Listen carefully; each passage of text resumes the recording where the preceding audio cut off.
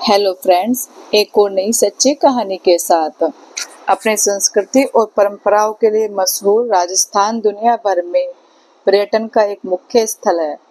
हर साल यहाँ की खूबसूरती से रूबरू होने भारी संख्या में सैलानी यहाँ आते हैं। इस राज्य की विविधताएं और रंग बिरंगी संस्कृति हमेशा से ही लोगों के लिए आकर्षण का केंद्र रही है। इन सब के अलावा यहाँ पर कई खूबसूरत किले और महल भी मौजूद हैं, जो भारत के समृद्ध इतिहास को दर्शाते हैं।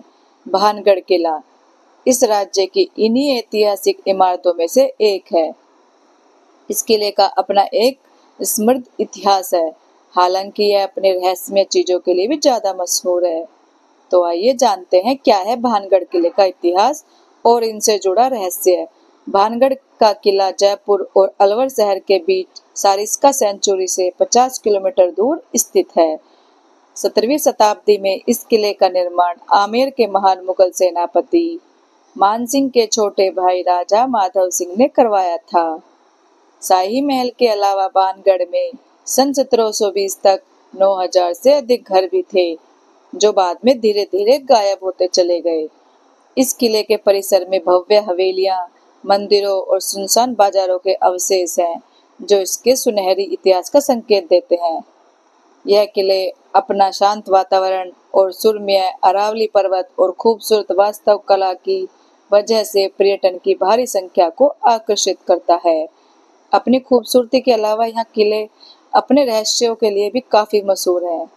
यह भारत की सबसे ज्यादा हॉन्टेड प्लेस में से भी एक है। यही वजह है कि सूरज ढलने के बाद किसी भी टूरिस्ट को इस किले में जाने नहीं दिया जाता है।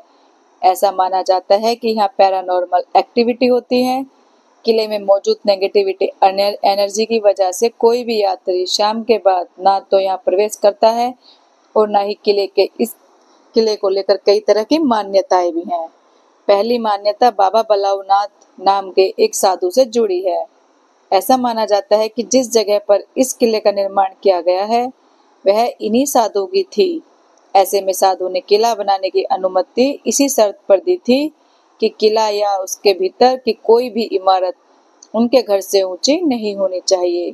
अगर किसी संरचना की छाया उनके घर पर पड़ी तो यह किला नष्ट हो जाता है। कहा जाता है कि माधव सिंह के पोते अजब सिंह ने इस चेतावनी को नजरअंदाज कर किले की ऊंचाई बहुत बढ़ा दी, जिसके परिणाम स्वरूप साधु के घर पर छाया पड़ी और शहर नष्ट हो गया। राजकुमारी रत्नावती से भी जुड़े हैं इसके तार। इस किले के हॉन्टेड होने की कहानी यहाँ की राजकुमारी रत्नावती से भी जुड़ी है। कहा जाता है कि राजकुमारी बहुत सुंदर थी, जिसकी वजह से काले जादू में माहिर एक जादूगर को राजकुमारी से प्यार हो गया। एक दिन जब राजकुमारी अपनी सहेलियों के साथ खरीदारी करने गई तो जादूगर ने उन्हें इत्र खरीदते देखा और इत्र को प्रेम औषधि से बदल दिया।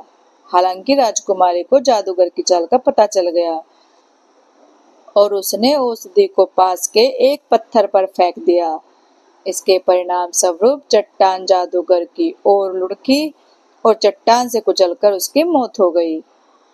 हालांकि मरने से पहले जादूगर ने शहर को श्राप दिया और कहा कि यह जल्दी ही नष्ट हो जाएगा और कोई भी इसके परिसर में नहीं रह पाएगा। बाद में मुगल सेना ने राज्य पर हमला कर कब्जा कर लिया और राजकुमारी रत्नावती सहित किले के सभी निवासियों को मार डाला। क्यों भूतिया कहलाता है यह किला? लोगों का ऐसा मानना है कि भानगढ़ के घरों की दीवारों के पास कान लगाने पर आपको आत्माओं की आवाज सुनाई देगी। इसके अलावा स्थानीय लोगों को यह भी मानना है कि अवसर किले से किसी औरत के चिल्लाने, चूड़ियां तोड़ने और रोने की आवाज भी सुनाई देती है। वहीं दिन के समय इस किले में जाने वाले कुछ लोगों का कहना है किले में उन्हें कुछ ऐसा महसूस हुआ जैसा कोई उनका पीछा कर रहा है। कैसे पहुंचा भानगढ़ किला? अपनी हॉन्टेड कहानियों के बावजूद यह किला पर्यटकों के लिए काफी मशहूर है। आप यहाँ दिन में कभी भी जा सकते हैं।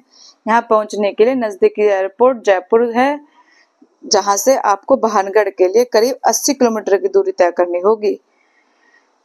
आप यहाँ यात्रा टूरिस्ट टैक्सी या बस के जरिए पूरी कर सकते हैं। अगर आप ट्रेन के जरिए सफर कर रहे हैं तो भानगढ़ के करीबी रेलवे स्टेशन भानकारी रेलवे स्टेशन और दौसा रेलवे स्टेशन तक पहुंच सकते हैं। साथ ही देश के प्रमुख शहरों से यहाँ के लिए सीधी बसें आसानी से मिल जाती हैं। दोस्तों, आपको ये कहानी कैसी लगी? अच्छी लगी हो तो लाइक, कमेंट और शेयर करें। चैनल को सब्सक्राइब करें। Thank you.